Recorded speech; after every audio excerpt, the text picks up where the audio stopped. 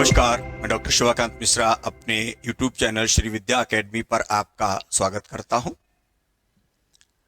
विद्यार्थियों, आज मैं आपके साथ चर्चा करने जा रहा हूं कर्मकांड, अनुष्ठान, जिनको इंग्लिश में रिचुअल्स कहते हैं। ये एमपीपीएससी मेंस एग्जाम पेपर 1 में पेपर 2 सोशियोलॉजी यूनिट 1 से रिलेटेड टॉपिक है, जिसमें कहा गया है कि अनुष्ठान विविध संदर्भ। तो मैं आपको बता दूं, अनुष्ठान विविध संदर्भ, कई बार छात्रगण ऐसा समझ रहे हैं कि इसका आशय जो है वो संस्कारों से है, और वो संस्कार ही समझ रहे हैं। संस्कार अलग है और ये कुछ अलग है, इसलिए आपको अलग से इसकी तैयारी करनी होगी। विविध संदर्भ का मतलब हो जाएगा अलग अलग विद्वानों ने इसे किन किन दृष्टिकोणों से समझा है, उसको हम देखेंगे, वही विविध संदर्भ हो जाता है।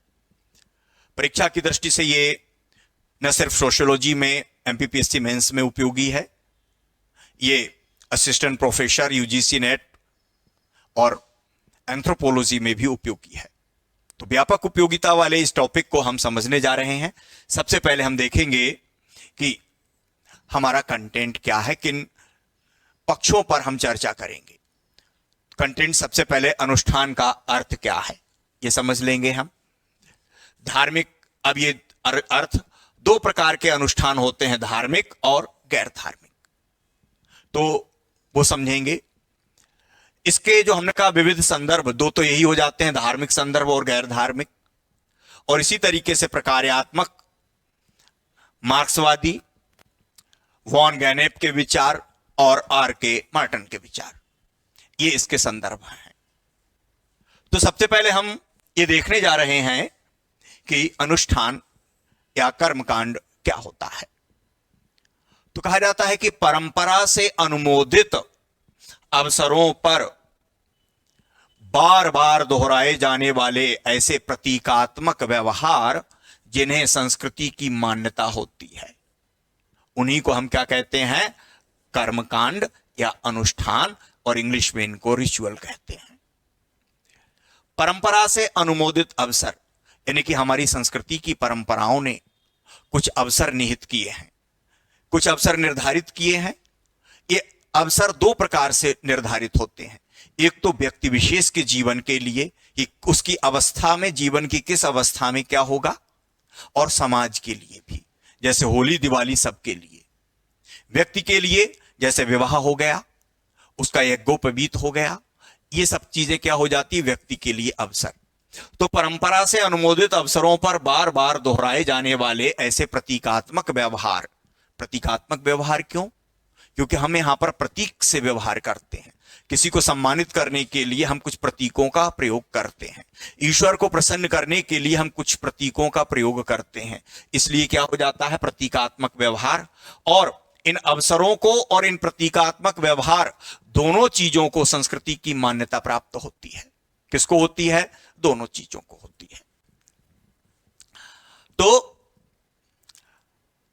और ये क्या करते हैं, व्यक्ति के मूल्यों, मान्यताओं और भावनाओं को प्रतीकों के माध्यम से अभिव्यक्त करने की एक पद्धति है। क्या है? मेथड है, पद्धति है। हमारे समाज के मूल्य क्या हैं, हम उन मूल्यों को इससे प्रकट करते हैं, व्यक्त करते हैं। मान्यताएं, हमारी बिलीफ्स, विश्वास क्या हैं, हम उनको व्यक्त करते हैं। जैसे हमने कहा कि ईश्वर है, तो हम ईश्वर है तभी हम क्या कर रहे हैं, कुछ कर्म कांडों से प्रसन्न करने के लिए कर रहे हैं। हमारा विश्वास है कि ईश्वर प्रसन्न हो सकता है, इसीलिए हम ये कर रहे हैं। तो हमारे मान्यताओं को, हमारी भावनाओं को, जैसे हम ईश्वर को प्रसन्न करने के लिए कर रहे हैं, तो ईश्वर के प्रति हमारी भावनाएं क्या हैं, अच्छी हैं, सद इच्छाएं हैं, हम उसे महान मानते हैं, पवित्र मानते हैं, ये हमारी भावनाएं हैं। उनको हम प्रतीकों के माध्यम से अभिव्यक्त करने की एक पद्धति हुआ करती है। तो और क्या है, ये उसका अर्थ हुआ। रिचुअल्स के बारे में इरविंग गॉफमैन क्या कहते हैं, उन्होंने कहा कि कर्मकांड मुख्यतः धर्म का अभिन्न अंग है, integral part of the religion. यानी कि धर्म बिना कर्म कांडों के संभव ही नहीं है, तो इंटीग्रल पार्ट है, किंतु यह धर्म तक सीमित नहीं है। मतलब कर्मकांड धर्म में तो है ही, निश्चित रूप से होंगे, लेकिन ये धर्म के बाहर भी पाए जाते हैं। सिर्फ धर्म में ही कर्मकांड हो ये आवश्यक नहीं होता, तो धर्म तक सीमित नहीं, धर्म के बाहर भी कर्मकांड हुआ करते हैं। और इसलिए कर्मकांड के दो संदर्भ हो जाते हैं। पहला क्या, एक धार्मिक कर्मकांड और दूसरा गैर धार्मिक। संभवतः आप पहली बार ऐसा समझ रहे होंगे कि धर्म के बाहर गैर धार्मिक क्षेत्र में भी कर्मकांड होते हैं, लेकिन होते हैं। और जैसा कि इरविंग गॉफमैन ने कहा, हम समझेंगे धार्मिक और गैर धार्मिक कर्मकांड। अब धार्मिक कर्मकांड सबसे पहले, रिलीजियस रिचुअल्स या धार्मिक कर्मकांड क्या है? धार्मिक अवसर पर ईश्वर को प्रसन्न करने के लिए, यानी कि धार्मिक कर्मकांडों का उद्देश्य क्या है, ऑब्जेक्टिव क्या होता है? वो होता है ईश्वर को प्रसन्न करने के लिए संपन्न किए जाने वाली धार्मिक क्रियाएं, धार्मिक कर्मकांड। जैसे हमने पूजा की, हमने प्रार्थना की, हमने आरती गाई, हमने हवन किया, ये सब क्या है? क्रियाएं। यही क्या है? कर्मकांड हो जाएंगे। ये सब पूर्व निर्धारित होते हैं, पहले से होता है। हम अपनी तरफ से ये निर्धारित नहीं करेंगे कि क्या करना है क्या नहीं, कब क्या करना है, ये नहीं, पहले से। जैसे हम पूजा करेंगे तो सबसे पहले क्या करेंगे, उसके बाद क्या करेंगे, किस पूजा में क्या होगा, किस में क्या नहीं होगा, ये सब पूर्व निर्धारित हुआ करता है। जैसे हम दीपक जला करके घर के बाहर लक्ष्मी पूजन या गोवर्धन की पूजा हमेशा नहीं होगी, तो पूर्व निर्धारित होते हैं। कौन सी क्रियाएं संपन्न की जाएंगी, कुबेर की पूजा कब होगी, लक्ष्मी की पूजा कब होगी, होलिका की पूजा कब होगी, सब कौन सी क्रियाएं संपन्न की जाएंगी, कौन से मंत्र पढ़े जाएंगे। होलिका पूजन के मंत्र अलग होंगे, लक्ष्मी पूजन के मंत्र अलग होंगे, तो कौन सी क्रियाएं संपन्न किए जाएंगी, तथा कर्म कांडों का संपादन किनके द्वारा, कौन से व्यक्ति करेंगे। अगर वो सार्वजनिक क्षेत्र में कर्मकांड हो रहे होंगे, जैसे हमने कहा कि मंदिर में हम कर रहे हैं तो पुजारी कर रहा होगा। अगर हम अपने घर में कर रहे होंगे तो परिवार के सदस्य करेंगे, और मुख्य कार्य कौन करेगा, परिवार का मुखिया, जो मातृ सत्तात्मक समाजों में स्त्री और पैतृक समाजों में पुरुष होगा। तो किनके द्वारा किए जाएंगे, ये सब धार्मिक कर्मकांडों में शामिल चीजें हुआ करती हैं। इसी प्रकार से अब हम देखते हैं गैर धार्मिक। संभवतः ये आप पहली बार ही देख रहे होंगे। गैर धार्मिक कर्मकांड क्या है?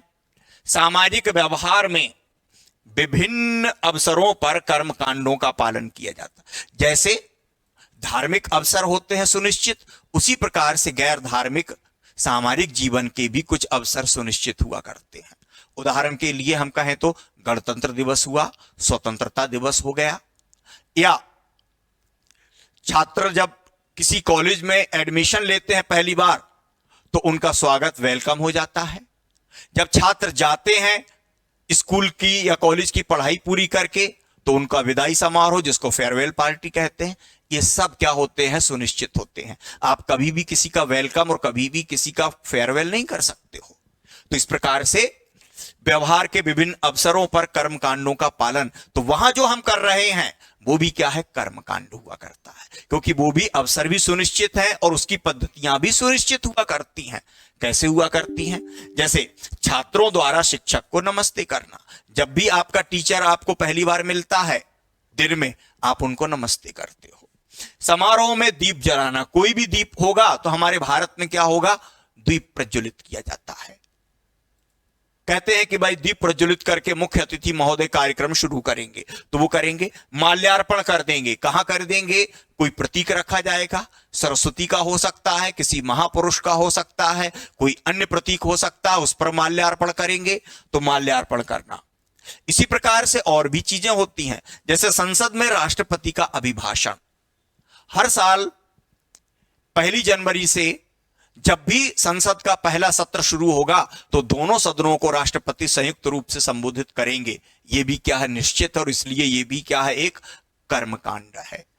ऐसे ही नई लोकसभा के गठन के साथ भी यही होता है, दोनों सदनों को पहली बैठक में संपादित किया जाएगा। ये भी क्या है? एक कर्मकांड हुआ करता है। गणतंत्र दिवस, स्वतंत्रता दिवस की पूर्व संध्या पर राष्ट्रपति राष्ट्र को संबोधित करेंगे, ये भी क्या है, कर्मकांड है। तो इस प्रकार की तमाम चीजें क्या होती हैं, कर्मकांड हुआ करती हैं। तो ये सब गैर धार्मिक क्षेत्र के कर्मकांड हुआ करते हैं।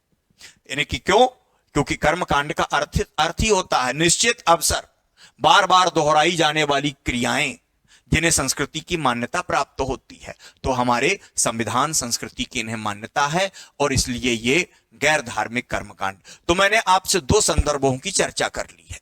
अब इस जो जितने प्रकार के कर्मकांड होते हैं, उन कर्मकांडों को देखने का विद्वानों का दृष्टिकोण, सैद्धांतिक दृष्टिकोण, जिसको हम कहते हैं कॉन्सेप्चुअल व्यू, वो क्या होता है, तो वो भी विविध संदर्भ होते हैं। क्योंकि सभी विद्वान और सभी सिद्धांत कर्मकांडों को एक समान उनकी व्याख्या नहीं करते हैं, अलग अलग व्याख्या करते हैं। तो व्याख्या के दृष्टिकोण ही क्या हो जाते हैं, मत या दृष्टिकोण।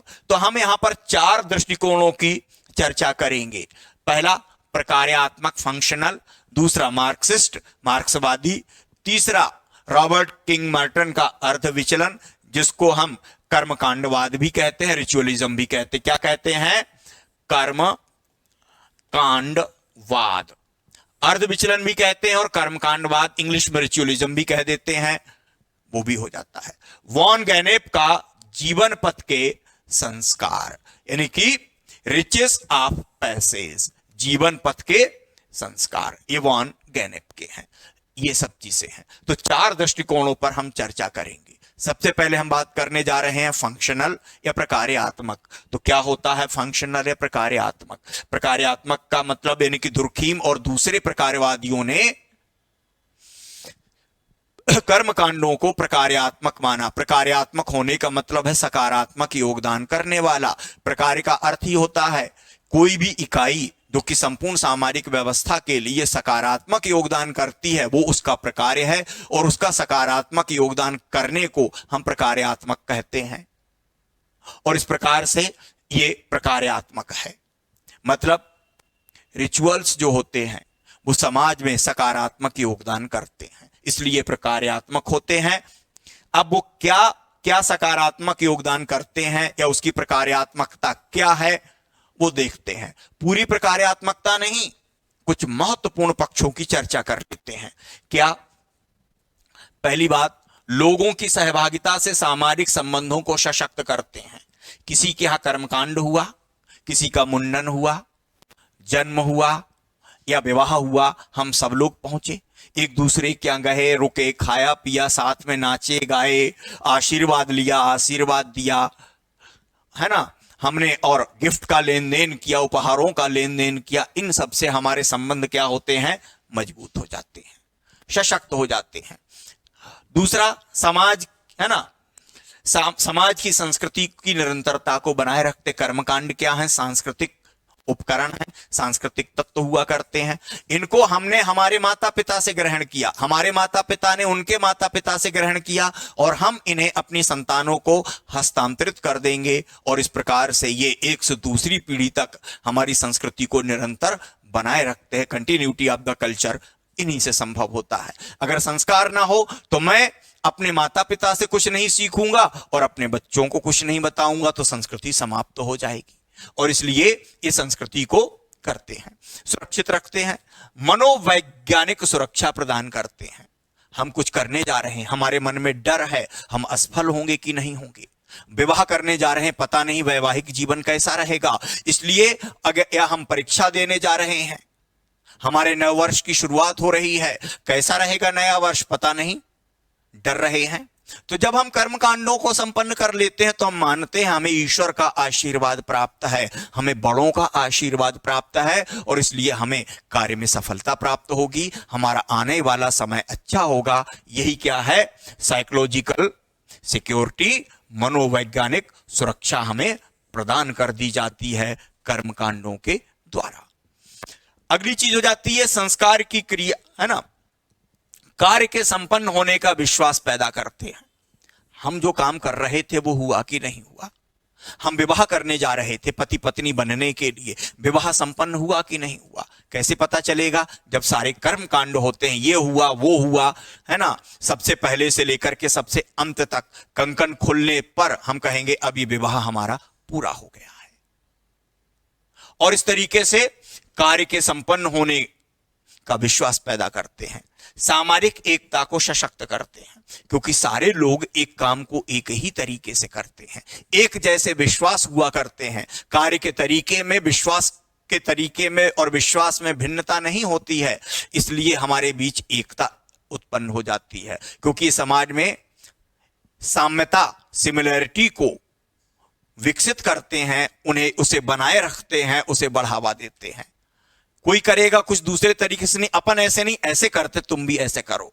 हम लोग तो ऐसे करते हैं, भाई अपने यहां ऐसा होता, तुम कैसे ऐसा कर रहे हो, और इस आधार पर लोग सबके समान करेंगे, सबकी बात मानेंगे, और इसलिए वो सबके साथ एकता के साथ बने रहते हैं। तो ये एकता को सशक्त करने वाले होते हैं। और लोगों का स्वस्थ मनोरंजन, कोई भी कर्मकांड होगा, लोग इकट्ठे होते हैं, हंसी मजाक हो जाता है, नाच गाना, आशीर्वाद, मंगल गान गाए जाते हैं, इससे हमारा हेल्थी एंटरटेनमेंट हुआ करता है।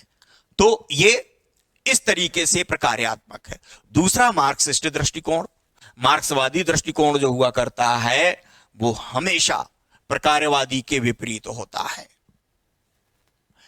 प्रकार्यवादी उसको अच्छा मानते हैं, सकारात्मक योगदान करने वाला मानते हैं, और मार्क्सवादी उसे नकारात्मक योगदान यानी कि समस्याजनक मानते हैं। और वो यहां भी वही देखने को हमको मिल रहा है। तो क्या कहते हैं, कर्मकांड शोषित वर्ग को नियंत्रित करने और पूंजीवादी व्यवस्था को बनाए रखने का एक साधन है। ये टूल है, एक इंस्ट्रूमेंट है, एक मीन्स है, साधन है, जिसके द्वारा क्या किया जाता है, शोषित वर्ग यानी कि जो उच्च वर्ग होता है, निम्न वर्ग का वो शोषण करता है, और कर्म कांडों के द्वारा वो उन्हें शोषित करता रहता है, उनका शोषण करता रहता है। ये जो व्यवस्था है, सिस्टम है, ये शोषणकारी है। इसमें उच्च वर्ग के द्वारा निम्न वर्ग का शोषण होता है, जिसे वो वर्ग शोषण कहते हैं। वो कहते हैं कि कर्मकांड के द्वारा वर्ग शोषण को बनाए रखा जाता है। दिवाली आ गई है, तुम भी अच्छे से पूजा करो, इस बार लक्ष्मी की कृपा तुम पर भी हो जाएगी। और इस प्रकार से व्यक्ति मान लेगा कि लक्ष्मी पूजन से हमारी आर्थिक समस्याओं का समाधान हो जाएगा, और इसलिए वो अपने शोषण उत्पीड़न को रोकने के बजाय वो पूजा पाठ करके अपने दिन सुधरने का इंतजार करता है, और इस प्रकार से वो शोषित बना रहता है। यही कहना है मार्क्सिस्ट से।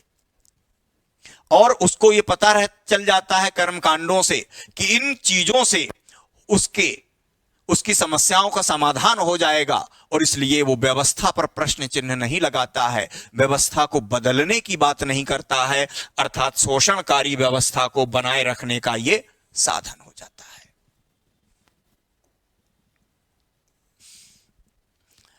इसी तरीके से मार्क्सवादियों के अनुसार कर्मकांडों को, अगर हमें समाज से शोषण को समाप्त करना है, संघर्ष को समाप्त करना है, तो हमें कर्मकांडों को रोकना होगा, क्योंकि उसके अनुसार धर्म अफीम है, रिलीजन इज ओपियम।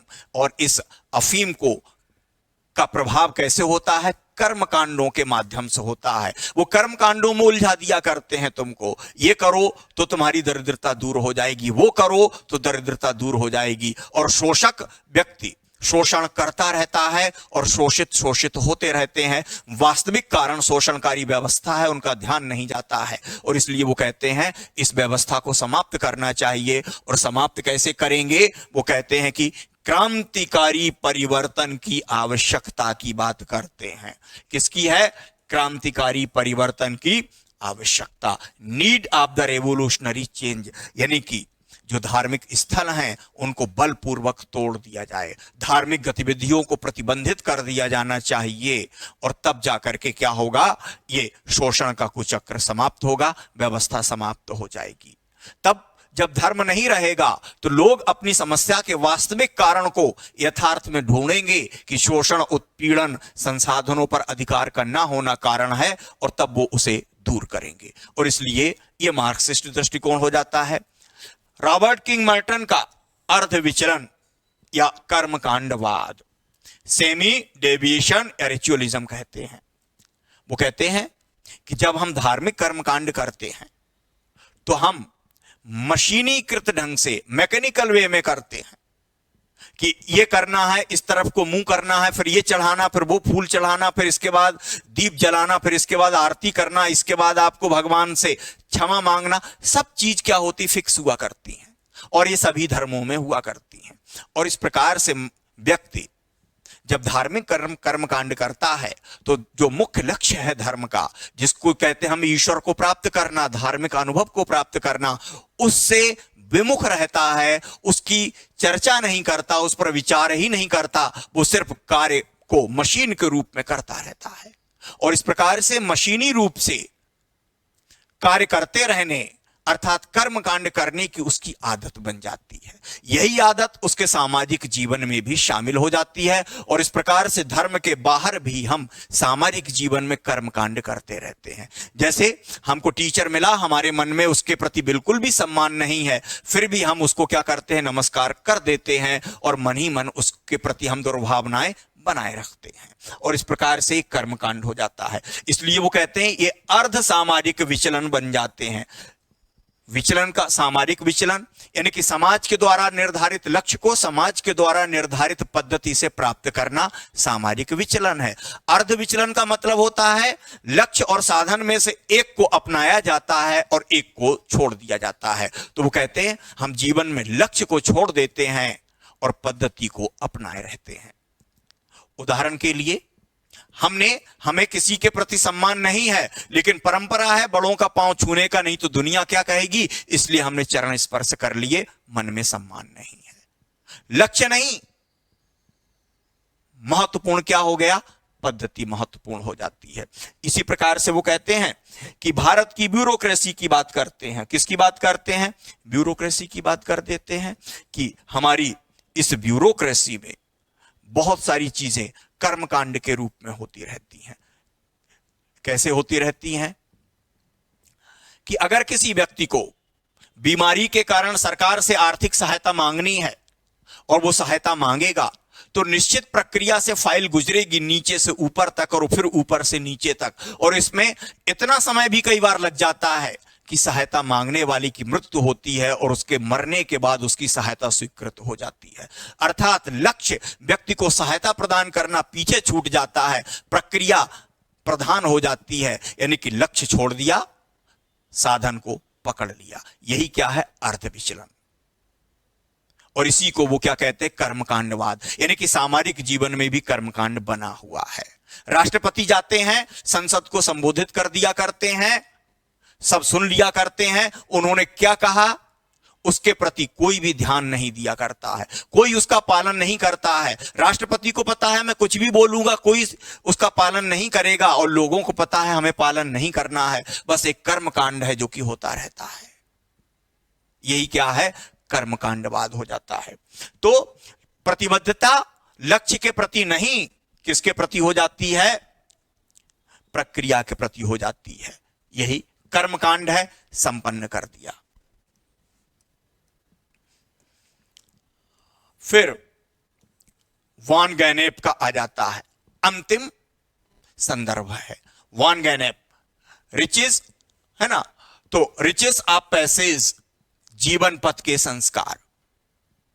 क्या कहते हैं, हमारे जीवन का जो पथ होता है उस पर अलग अलग समय पर हमें अलग अलग संस्कार हमारे साथ संपन्न किए जाते हैं। उन संस्कारों में रिचुअल्स हुआ करते हैं। क्यों किए जाते हैं, क्योंकि हम एक स्थिति को छोड़कर, जिसको सोशियोलॉजी में कहते हैं एक परिस्थिति या एक स्टेटस को छोड़ करके दूसरे स्टेटस को प्राप्त करते हैं, और जब हम स्टेटस को छोड़ेंगे दूसरे को प्रवेश करेंगे तो हमारे साथ क्या होंगे, रिचुअल्स हुआ करते हैं। और इस प्रकार से रिचुअल्स तीन प्रकार की क्या करते हैं, तीन प्रकार के संकेत दिया करते हैं, तीन प्रकार की जानकारी देते हैं। पहला क्या, पृथकता, जिसको इंग्लिश में कहा जाता है सेपरेशन, पृथकता, सेपरेशन, यानी कि हम पुरानी परिस्थिति से अलग हो रहे हैं। दूसरा त्रिशंकु, जिसको इंग्लिश में कहते हैं हंग, अभी बीच में है, एक स्थिति को छोड़ा दूसरी में जा रहे हैं, अभी दूसरी में पहुंचे नहीं, लेकिन अंततः हम तीसरी में पहुंच जाएंगे। तो पहुंचने के भी क्या होते हैं, कुछ संस्कार यानी कि रिचुअल्स हुआ करते हैं, कर्मकांड होते हैं। तो 3 प्रकार की सूचनाएं, 3 प्रकार के संकेत देते हैं, है ना।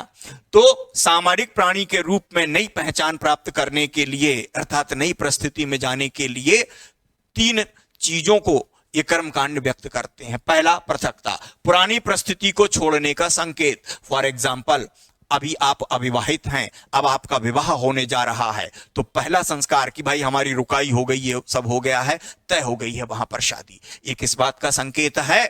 पृथकता। अब आप पुरानी पहचान से, अविवाहित की पहचान से, बैचलर की पहचान से अलग हो रहे हैं। फिर हम कुछ कर्मकांड करेंगे, लगन तिलक करेंगे, ये सब क्या हो जाते हैं? त्रिशंकु। पक्का है शादी वहीं होने जा रही है, अब अविवाहित नहीं रहोगे क्योंकि उन्होंने इतना दान दहेज पैसा वैसा सब दे के चले गए हैं, सबको हमने समाज में बता दिया है, सबको बुला लिया है, बुलौआ हो चुका है और सबको पता चल गया है। ये किसका है? त्रिशंकु। यानी कि नई परिस्थिति छोड़ रहा हूं मैं, लेकिन नई में अभी नहीं पहुंचा हूं। ये त्रिशंकु अवस्था को बता रहा है, ट्रांजिशनल फेज को बता रहा है। और तीसरी, समावेशन। हम नई में पहुंच रहे हैं, समावेशन क्या होगा? वरमाला हो जाएगी, भावरें पढ़ेंगी, लड़का यानी कि वर वधू को लेकर के अपने घर आ जाएगा। घर आते ही वो अपने कुल देवी देवता की शरण में पहुंचेगा वधू को लेकर के कि बहुत बड़ा काम किया है प्रभु, मदद कर देना, आशीर्वाद दे दो। शादी करके ले आए हैं घर पर और उसका आशीर्वाद होगा। वापस आएंगे, कंकन खुलेंगे पति और पत्नी के, वर और वधू के। इसके बाद उनका जो शयन कक्ष हुआ करता है वहां वो पहुंचेंगे और वहां पहुंचते समय कुछ उसकी बहनें वगैरह क्या करेंगी? दरवाजा रोकेंगी, उन्हें नेक दिए जाएंगे। कंकन खुलने के बाद ये क्रिया होगी और वो वहां प्रवेश कर जाएंगे। विवाह की क्रिया पूर्ण हो गई, आप वैवाहिक जीवन में प्रवेश कर गए। तो जो द्वारचार होता है, जो द्वार रोका जाता है बहनों के द्वारा नेग लेकर लेने के लिए, वो क्या होता है? समावेशन। और इस प्रकार से 3 प्रकार की चीजों को व्यक्त करते हैं, पृथकता, त्रिशंकु और समावेशन, जिनको सेपरेशन, हंग और इंक्लूजन कहा जाता है। तो हमने 6 प्रकार के संदर्भों की चर्चा की है। एक धार्मिक और गैर धार्मिक, प्रकार्यात्मक मार्क्सिस्ट रॉबर्ट मर्टन का दृष्टिकोण और वॉन गैनेट का दृष्टिकोण। तो यही आपका टॉपिक है। कई छात्रगण ऐसा मान करके चलते हैं कि ये संस्कार ही पढ़ना है हमको, संस्कार और ये अलग है। संस्कार को संपन्न करने के लिए रिचुअल्स हुआ करते हैं, रिचुअल संस्कार नहीं है। और इस प्रकार से ये हमारी क्लास है। ये क्लास आपको कैसी लगी कमेंट बॉक्स में कमेंट करके बताएं। हमें लाइक करें, शेयर करें और सब्सक्राइब करें। इस क्लास के नोट्स आपको हमारे टेलीग्राम चैनल पर उपलब्ध होंगे और टेलीग्राम चैनल की लिंक हमारे यूट्यूब चैनल के डिस्क्रिप्शन बॉक्स में उपलब्ध है, जिससे आप टेलीग्राम चैनल पर पहुंचे और टेलीग्राम चैनल पर आपको बिल्कुल रेडीमेड परीक्षा के लिए उपयोगी नोट्स प्राप्त होंगे इन टॉपिक्स के जो मैं पढ़ा रहा हूं। तो ज्वाइन कीजिए। मिलते हैं अगली क्लास में, तब तक के लिए धन्यवाद, नमस्कार।